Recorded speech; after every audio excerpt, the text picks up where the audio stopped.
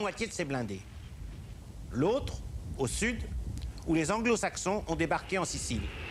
Ils s'attendaient à une très forte résistance de la part des Allemands et des Italiens, et de fait, ils débarquent sans encombre. Mais que se passe-t-il donc ?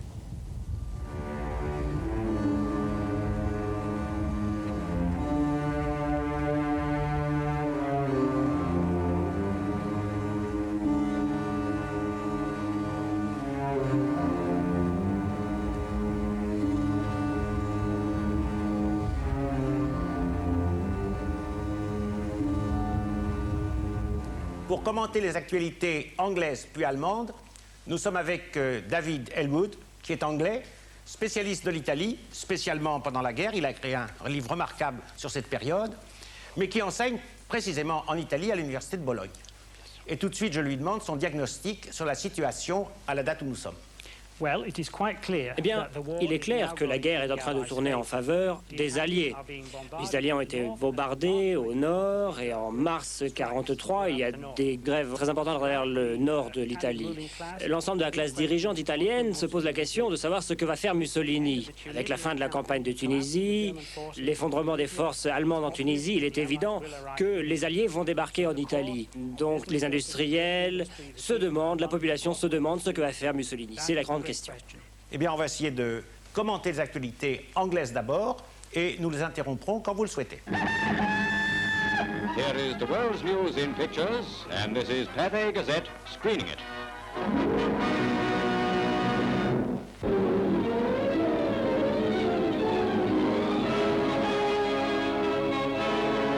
Under the touch of spring, the dissolving mantle of winter uncovers the remains of a passing season's war.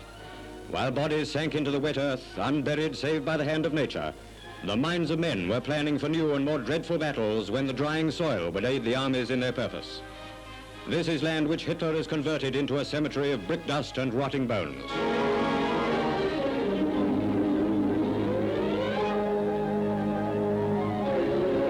Vyazma, in ruins and echoing afresh to the sound of today's new battles.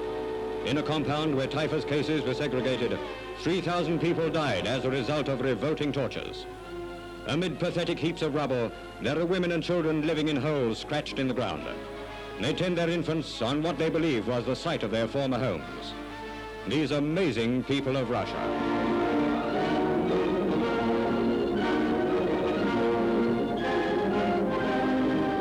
See how they take their precious store of food out of hiding, and in a ruined fireplace bake bread for hungry mouths.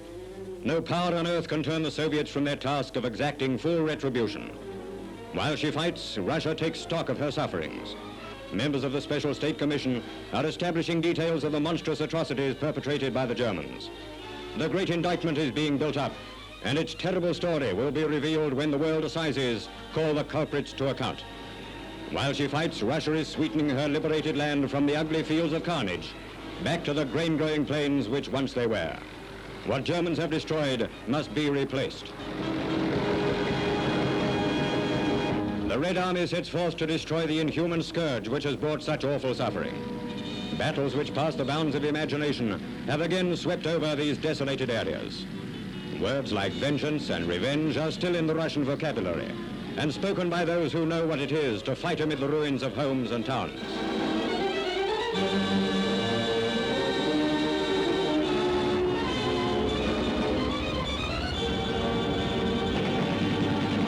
Another round in the mighty duel in Russia. This same stricken district has been churned up anew in the fierce clash of divisions on the Central Front.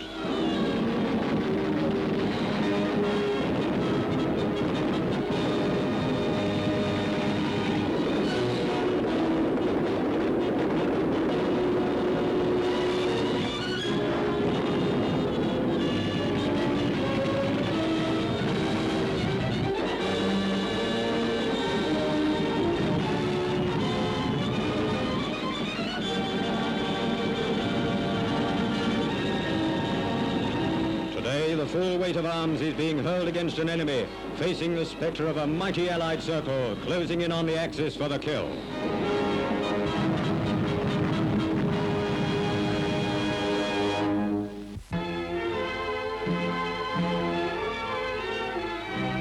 Only a few hours before his death in a tragic plane crash, These pictures of General Sikorski were taken in Gibraltar as he inspected Polish patriots who have escaped to join the army.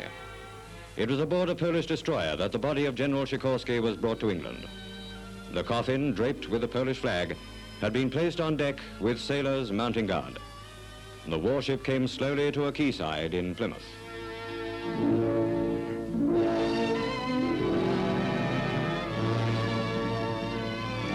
The loss of General Sikorski came as a heavy blow to Poles and all the United Nations alike.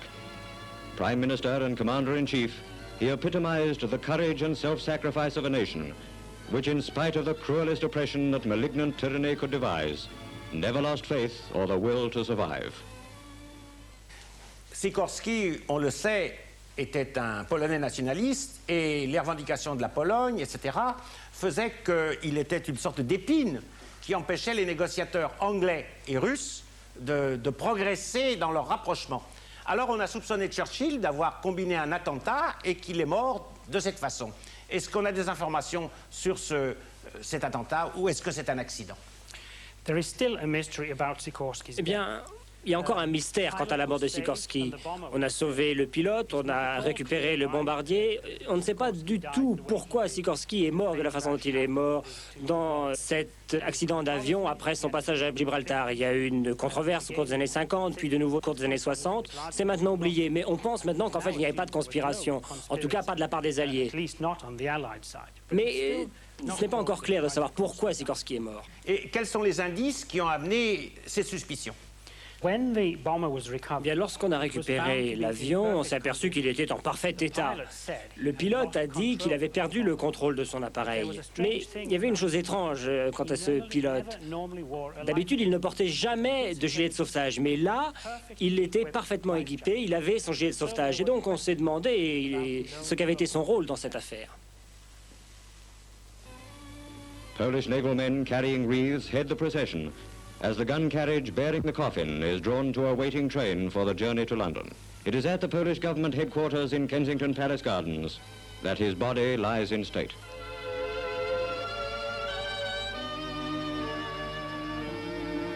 The Allies mourn with Poland in her grievous loss.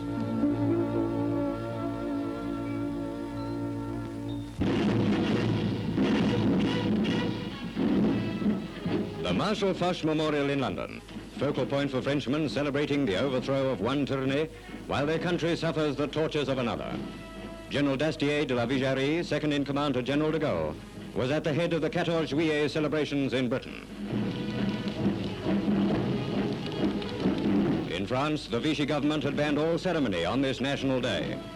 But at Wellington Barracks, there were the same martial airs, the same parades, presentations, and fervent displays which have always marked the 14th of July. Here is a new French force born to storm the Nazi Bastille, wherein the body of France has been imprisoned.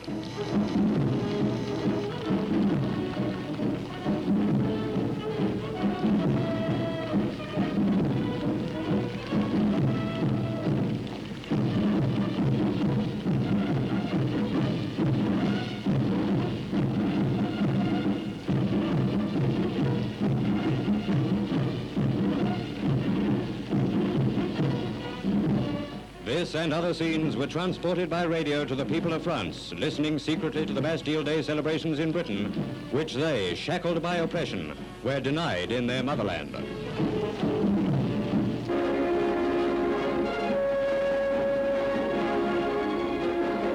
Converging on Sicily, a splendid array of ships. The invading host brought in majestic splendor from near and distant lands by the Allied navies shouldering their stupendous burden of transport, accepting their share of battle and guarding the precious lives entrusted to them. Crowding the transports are the men who are so shortly to add fresh glory to their name, unassuming men who occupy their time afloat in many different ways. The modern visitor to the island studies his guidebook and looks to the condition of his luggage, the complete traveler. The sight of these miles upon rolling miles of great ships can leave no one unmoved. Port and starboard from their davits hang the landing craft, swung out in readiness for instant launching. As the miles recede into the distance, the voices of men at worship travel over the blue Mediterranean. We catch a glimpse of General Simmons, commander of the Canadians, at prayer with the men he is to lead into battle. An infinite calm has descended upon the mighty scene, with its army of warriors and its fleet of warships standing out like ironclad islands. The days in transit are not without their incidents. This balloon appeared to tire of its place in the sky and started to go haywire, the bad effect of too much study of the porpoise.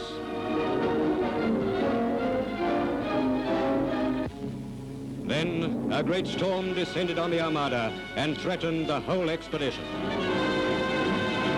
We recall now the words spoken over the BBC by Commander Anthony Kimmins in his vivid broadcast. By all the rules, one expects fine weather and a calm sea in the Med at this time of year.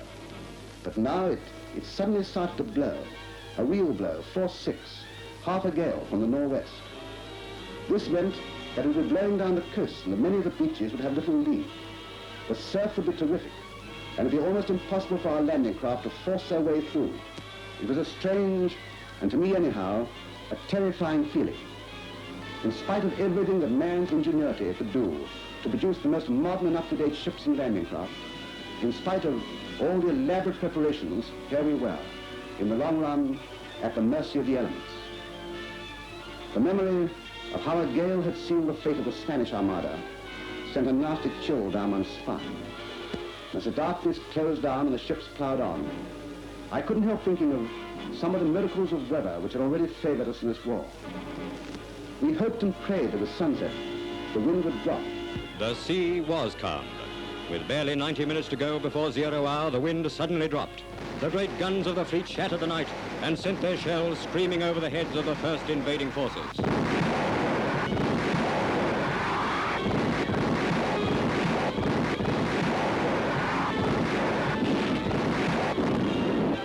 The black ribbon of the Sicilian beaches.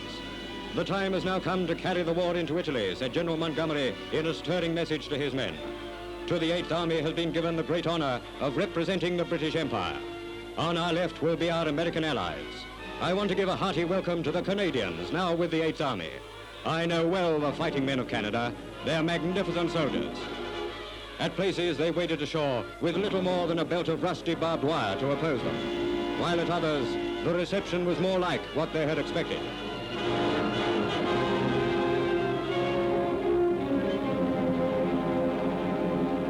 As the morning light lengthened, 100 miles of shore was filling with more and more troops. They scrambled from the liner's decks and into the waiting landing craft. Like a swarm of water beetles, the ALCs plied backwards and forwards between the convoy and the beaches, pouring in thousands of men.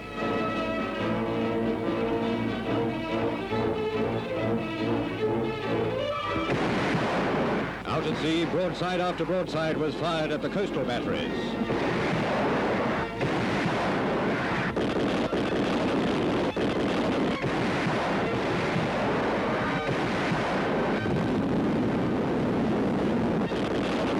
Every now and then, a bomb or shell sent up a column of water as the Axis defenders retaliated with aircraft and artillery.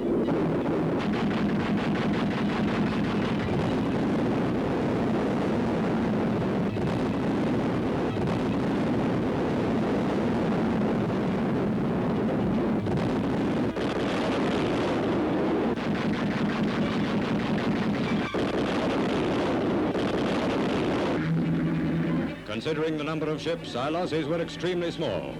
One of our vessels is ablaze, and a mounting column of smoke marks the spot where she went down. From another, the survivors of a hospital ship are transferred to a waiting Red Cross vessel. They were victims of the most odious kind of attack. To the Axis, the Red Cross is an irresistible target. Newsreel cameramen have already planted themselves on Sicily to capture the sight of incoming troops. For hours on end, the landing craft kept on coming in a never-ending flood.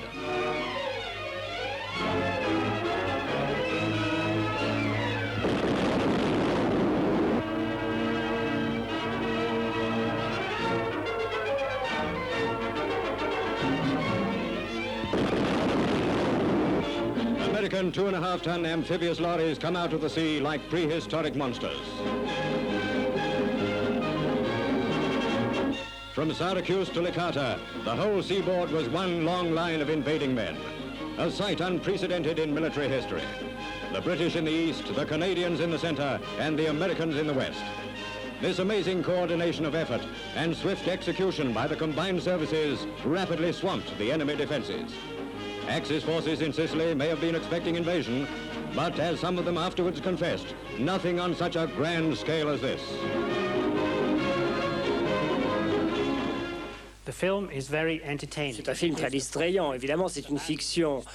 Ce débarquement a été extrêmement difficile. La météo, la complexité, le nombre des soldats, 2600 navires, tout cela a fait de l'ensemble une opération très complexe. Beaucoup de soldats qui devaient atterrir avec les planeurs sont tombés à la mer. Beaucoup de parachutistes sont également tombés à la mer. Pourquoi a-t-on choisi la Sicile? Parce que c'était près des bases aériennes en Tunisie. Donc, les Alliés avaient une couverture aérienne complète. C'était la raison essentielle. Almost a seaside study in holiday expressions. Smiles on the face of the Allied tigers.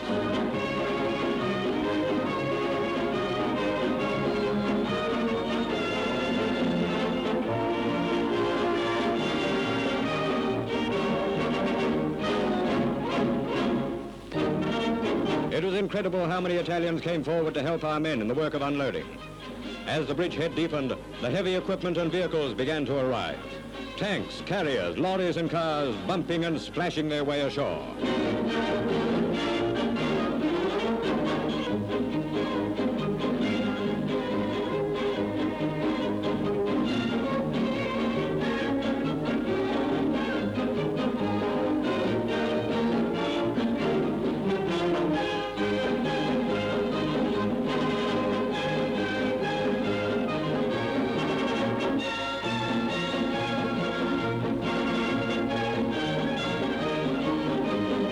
The rapid collection of prisoners was an early indication that the Italians had little heart for resistance. Those who gave themselves up were shepherded to empty landing craft for transport to the ships lying out at sea.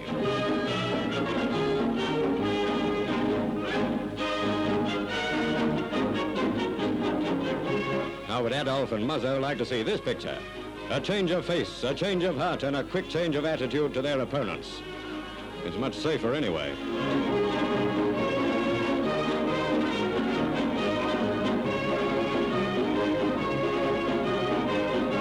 Viva Winston Churchill. They wouldn't be kidding by any chance. David Ellwood, vous nous avez dit que ce documentaire du débarquement de Sicile était une vraie fiction. D'abord pour toutes les raisons que vous avez dites, et puis ensuite parce qu'on sait qu'il y avait de la tempête, que ça s'est mal passé, etc. Mais il y a deux questions plus larges que je voudrais poser. Yes. Première question, comment se fait-il que ce débarquement ait été si timide, c'est-à-dire qu'il ait eu lieu dans des zones un peu neutres, loin des endroits stratégiques? Et deuxièmement, comment se fait-il que les Allemands ne sont pas intervenus, ni là, pendant quelque temps, ni sur le détroit de Sicile, où pourtant les Anglais, eux, auraient pu aussi se battre? Il ne s'est rien passé. Eh bien, la première question. Les Alliés avaient extrêmement peur d'un débarquement aussi complexe et aussi important. C'est la première fois qu'une telle opération est tentée depuis le début de la guerre. Il y avait 2600 navires, 5 véhicules par soldat, un nombre extraordinaire de ressources engagées. Et c'était une opération extrêmement difficile parce que les Alliés voulaient être sûrs d'avoir la couverture aérienne totale. Et donc, il fallait leur couverture aérienne depuis la Tunisie. Ils voulaient s'assurer aussi que l'aviation allemande ne serait pas sur leur chemin, et c'est pourquoi les stratégies fictives avaient été lancées pour emmener l'aviation allemande vers la Sardaigne. Ils s'inquiétaient également, les Alliés, de la marine italienne, qui a été en fait intimidée et qui n'est pas intervenue. Peut-être qu'il y avait-il d'autres facteurs tels que la sortie de la guerre. La deuxième question sur les défenses allemandes, eh bien, les Allemands avaient essentiellement deux divisions, une à l'est et l'autre à l'ouest de l'île. Et les Allemands ne savaient pas où les Alliés allaient débarquer. En fait, les Alliés ont débarqué au centre de l'île et puis à l'est. Et donc les Allemands n'étaient pas préparés. Ils étaient en fait extrêmement concentrés sur le front russe et les Allemands n'ont pas pu envoyer plus de divisions en Italie en dépit des demandes de Mussolini. Ils ont fait ce qu'ils pouvaient et ils savaient que les Italiens feraient très peu. Alors, il y a encore une question complémentaire, c'est comment se fait-il que les Anglais et les Américains n'aient pas bombardé le détroit de Sicile et débarqué, par exemple, en Calabre pour couper la retraite? C'est une bonne question.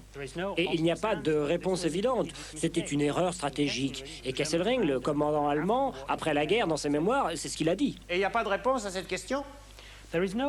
Non, il n'y a pas de réponse évidente. Les Alliés voulaient concentrer l'essentiel, tout ce qui était possible sur la côte sud et concentrer toute leur puissance de feu sur cette partie. Ils étaient très inquiets des résultats de ces débarquements.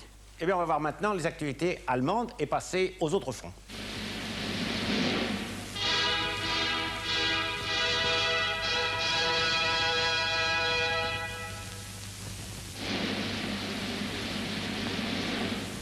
Deutsche Kriegsmeisterschaften im Schwimmen in Erfurt. Start zum 200 Meter Brustschwimmen der Männer.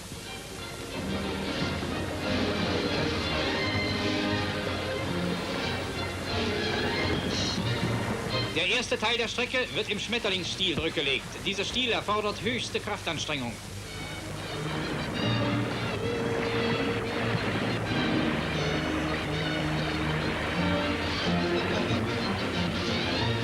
Jetzt geht es in normalem Bruststil weiter.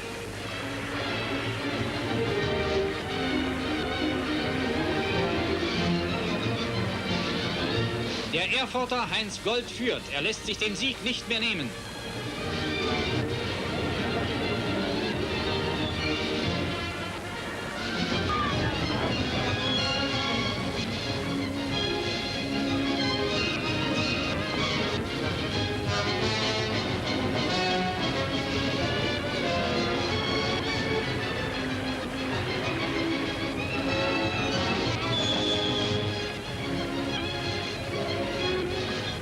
Kampf im Endspurt. Wenige Meter vor dem Ziel liegt das Feld noch dicht zusammen. Siegerin Ulla Oberstein, Breslau, mit 1 Minute 12,5 Sekunden.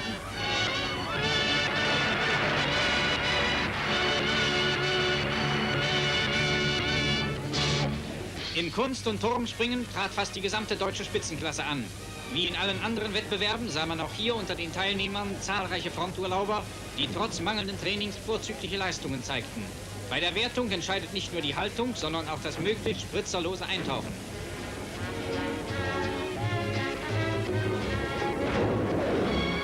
Ein gehockter Doppelsalto des neuen Meisters Günther Hase, Hamburg.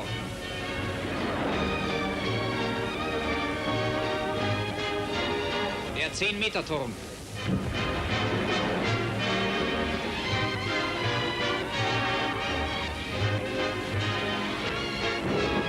Auerbach-Salto. Handstandsprung.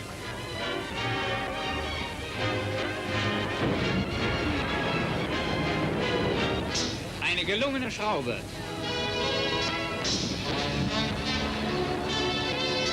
Der dreifache Sprung erfordert gründliches gemeinsames Training.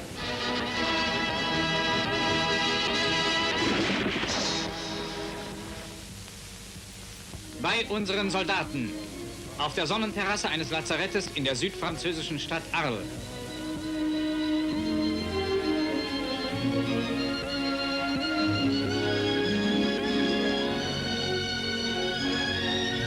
Kampf um die goldene Kokarde. Arles hat seinen großen Tag. In dem alten römischen Amphitheater findet der bedeutendste Stierkampf des Jahres statt. Unsere Soldaten sind mit dabei.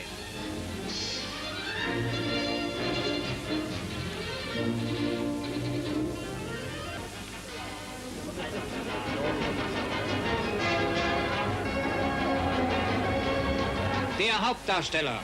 Hier in Arles liebt man den unblutigen Stierkampf. Der Stier trägt auf der Stirn eine goldene Kokarde, die ihm diese Herren in Weiß entreißen müssen. Das Spiel beginnt.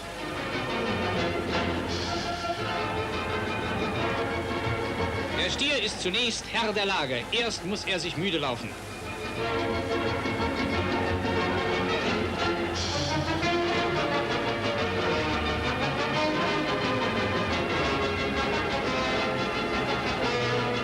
Noch trägt der Stier seine Kokarde und behauptet das Feld.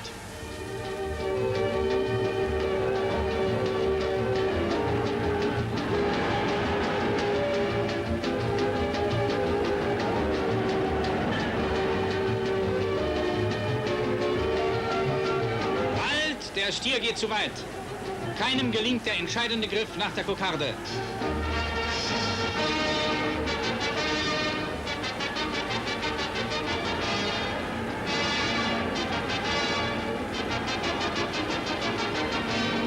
Da, jetzt!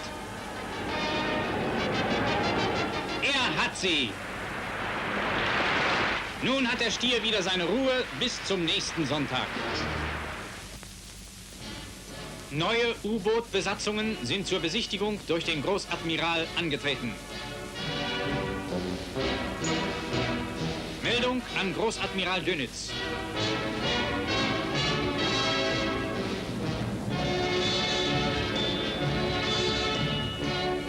Der Großadmiral schreitet die Front der einzelnen Besatzungen ab.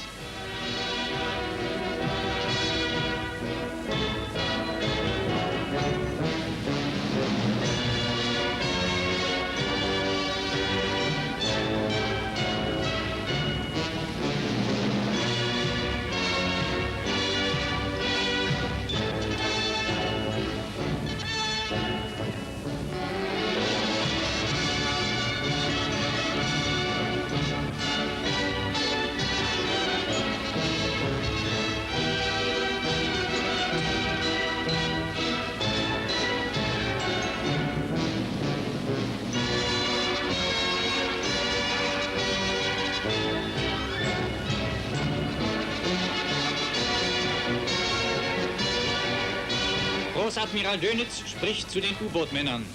Nach monatelanger Ausbildung stehen sie nun mit ihren Booten zum Einsatz bereit für die Schlacht im Atlantik und auf fernen Weltmeeren.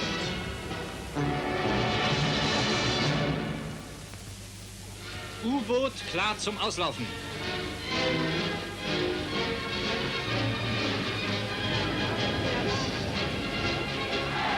Sieg heil den Kameraden.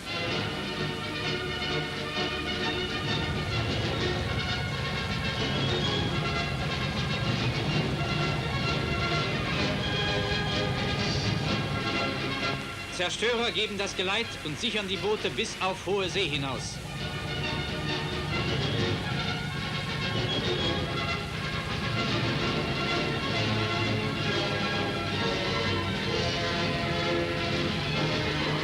Löschleitung klar, für alle Fälle.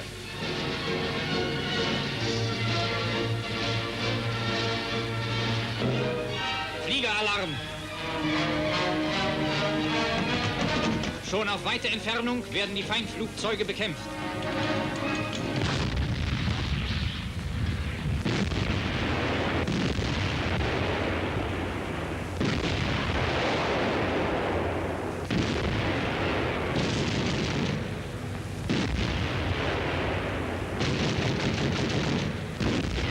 Da oben ein Brite.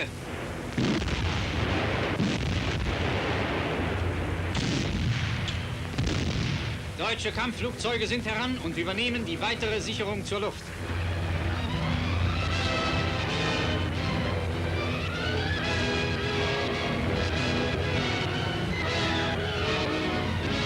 Die Boote haben die offene See erreicht und werden in ihre Operationsgebiete entlassen. Mit hoher Fahrt kehren die Zerstörer zurück. Neue U-Boote stehen bereit zum Auslaufen.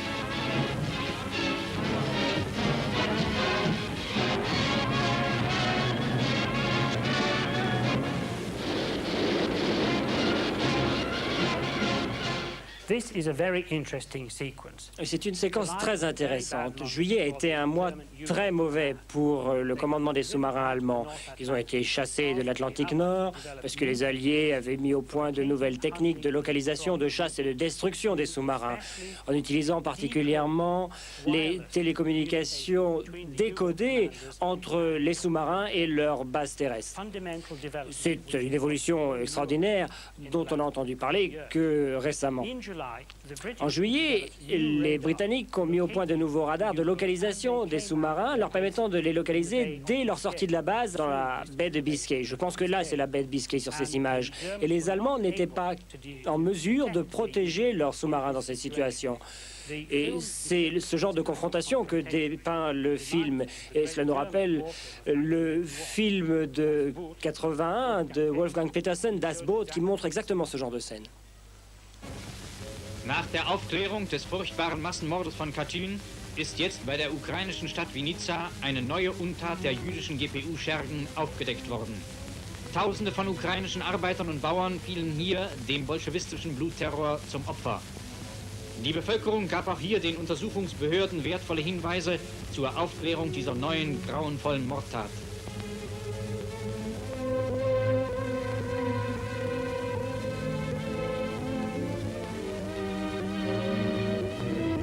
Zahlreiche Leichen wurden anhand von Briefen, Papieren und Gebrauchsgegenständen bereits identifiziert.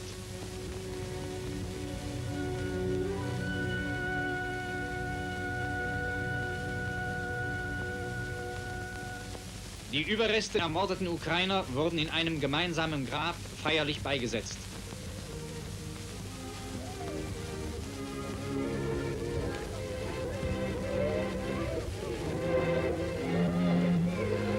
Vinica ist neben Katyn ein neues Schandmal jüdisch-bolschewistischer Mordgier und Blutschuld. David Ellwood, nous savons que les Soviétiques ont commis bien des crimes en Ukraine, surtout à ce moment-là, puisqu'une partie des Ukrainiens s'était mis du côté des Allemands. Mais ce qui est intéressant aussi de voir, c'est qu'on parle de plus en plus des crimes de guerre. Tout à l'heure, c'était les Anglais qui montraient un document russe sur les crimes allemands. Puis il y a eu Katyn, bien entendu. Maintenant, il y a Vinica. Et vous remarquez que dans les actualités allemandes, les Juifs réapparaissent comme des gens contre qui il faut combattre en premier. Et nous sommes à un moment où, justement, l'extermination va être accentuée dans les camps de la mort. Je voudrais aussi attirer votre attention sur ce qui va suivre, parce que c'est la grande bataille de tanks de Koursk, dont on montre pas mal d'aspects, même si ce ne sont pas des aspects les plus pathétiques. Mais ce qui est intéressant, c'est de suivre le commentaire, parce que c'est une offensive allemande, mais quand on écoute le commentaire, on finit par entendre qu'il s'agit d'une contre-offensive soviétique, ce qui est une manière habile de montrer qu'on a reculé. Yes, indeed. Im Raum von Orel. Die Schlacht zwischen Orel und Bjelgorod erfasst immer neue Frontabschnitte. In endlosen Kolonnen rollt der Nachschub nach vorn.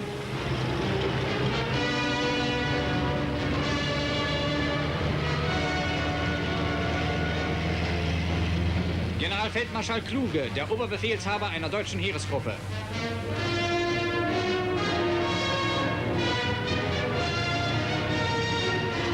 Die Bolschewisten greifen an. Sie versuchen im Abschnitt Orel unter Einsatz riesiger Massen an Menschen und Material ihre Front im Raum von Bjelgorod zu entlasten.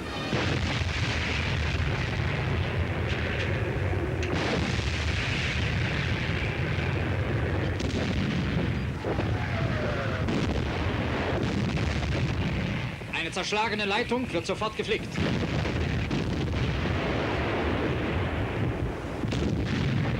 Der deutsche Soldat wartet. Stundenlang trommelt der Bolschewik mit allen Kalibern auf unsere Stellungen. Rennt aber die sowjetische Infanterie gegen unsere Linien an, so schlagen die Garben unserer MG in ihre Reihen. Aus zahllosen Rohren beantworten unsere Batterien das Feuer der Sowjets.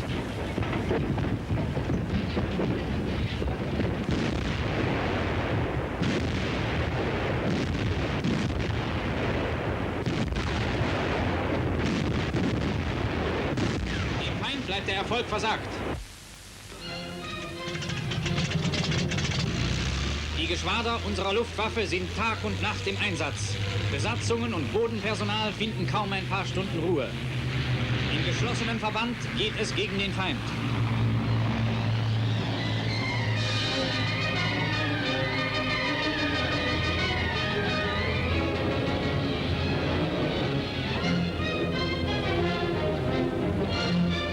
Die Bombenschächte sind dicht gefüllt. Bisher wurden selten derartig schwere Luftangriffe geführt, wie im Verlaufe dieser Operationen.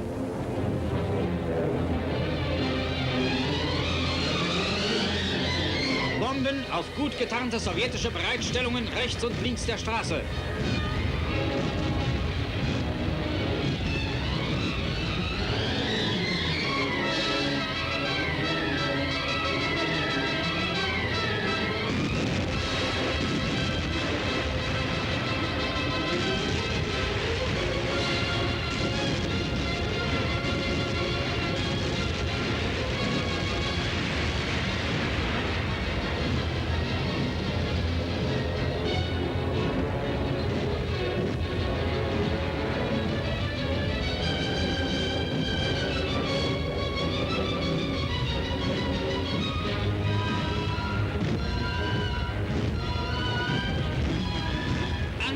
auf einen Höhenzug mit tief gegliedertem Stellungssystem.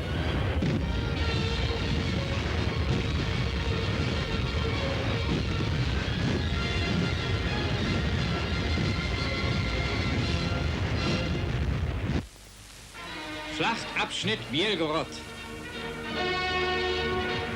Werfereinheiten eröffnen einen neuen Vorstoß unserer Truppen. Eine Panzerdivision der Waffen-SS wartet auf den Befehl zum Losschlagen.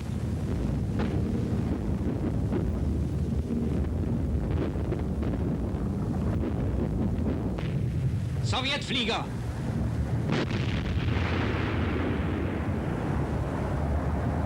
Volle Deckung!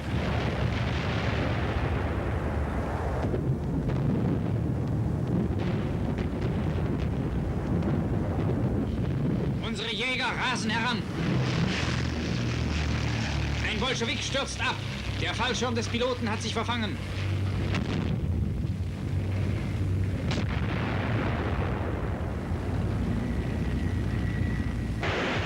Ein letzter Feuerschlag unserer Werfer.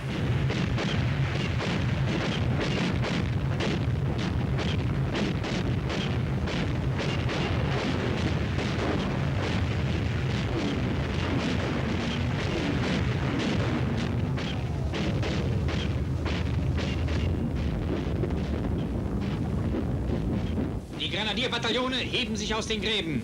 In einzelnen Stoßgruppen arbeiten sie sich an die feindlichen Stellungen heran, packen sie frontal und in der Flanke.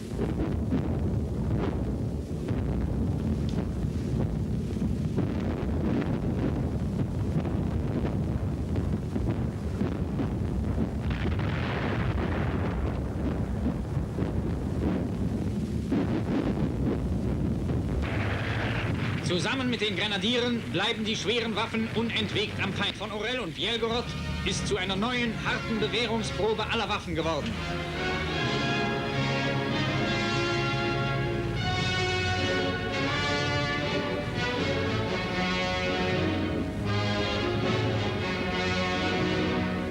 Ein Sanitätspanzer bringt Verwundete zurück.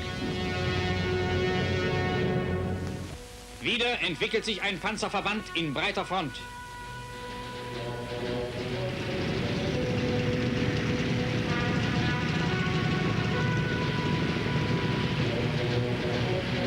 Die Grenadiere folgen. Der Angriff rollt weiter.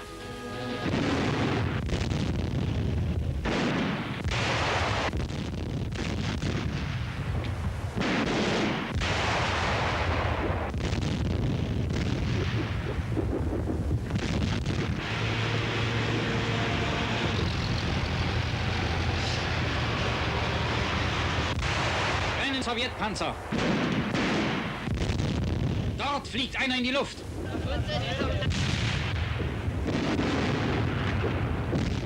In den ersten 2 Wochen dieses gigantischen Ringens wurden nicht weniger als 4.300 feindliche Panzerkampfwagen vernichtet oder erbeutet.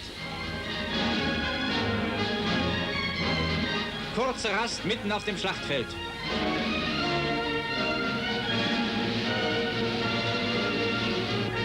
Überallste und überrannte Stellungen der Sowjets.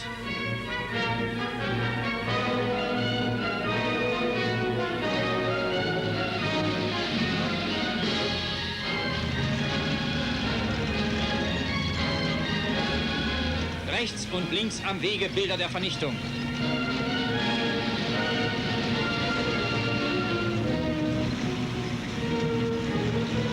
Die Verluste der Sowjets sind ungewöhnlich hoch.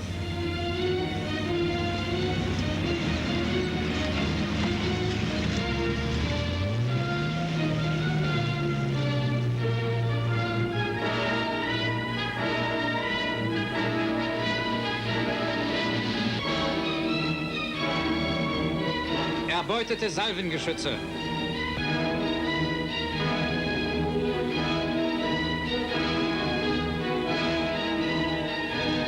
Die Zahl der Gefangenen wächst ständig.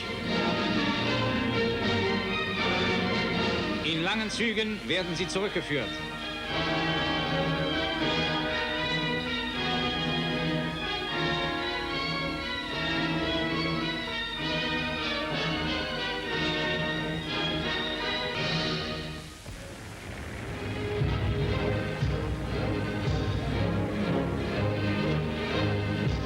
Durch rasches Heranführen neuer Kräfte wird der Erfolg gesichert und weiter ausgebaut. Im Fluge über unsere Panzerspitze.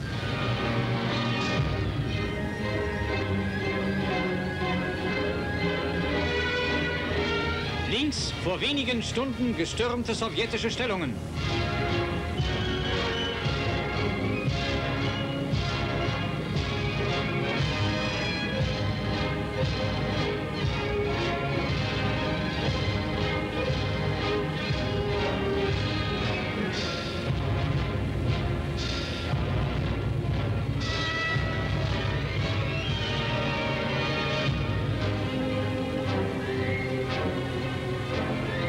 Schon wird zu neuem Stoß gesammelt.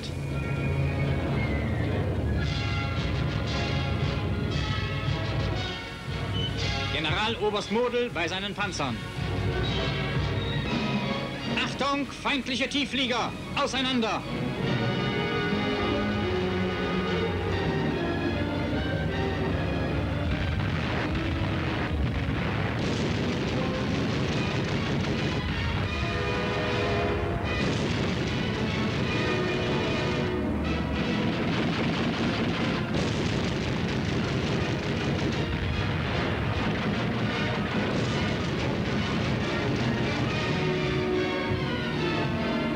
Wieder rast ein Bolschewik in die Tiefe.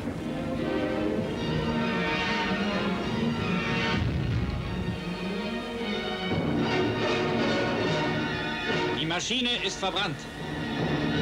Unsere Pioniere schlagen mit vorbereitetem Gerät eine Brücke. Aufgestöberte Bolschewiken, sie geben sich gefangen.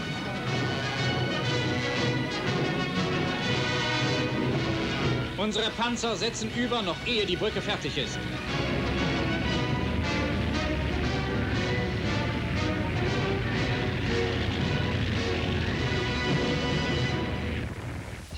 Feindliche Panzer greifen an. Meldung nach hinten.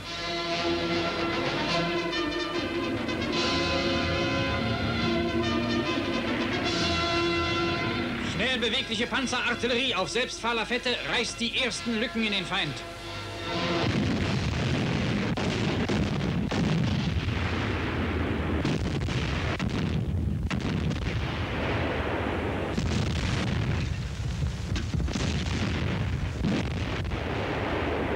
Am Horizont die brennenden Sowjetpanzer. Jetzt brechen unsere Grenadiere vor.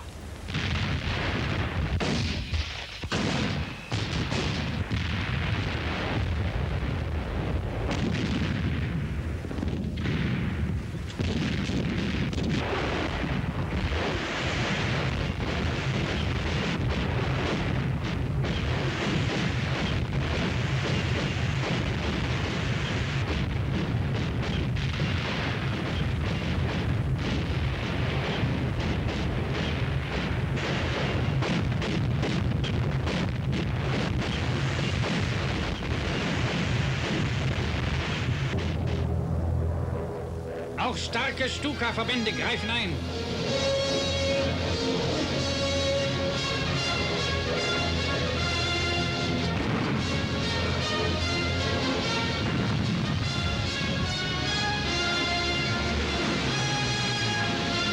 Der Gegenschlag der Sowjets kommt nicht zur Entwicklung.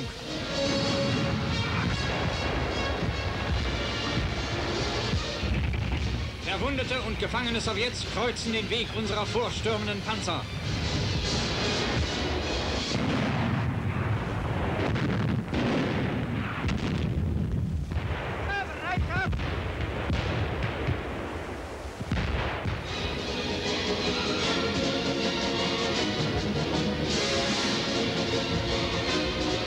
Die Schlacht geht weiter.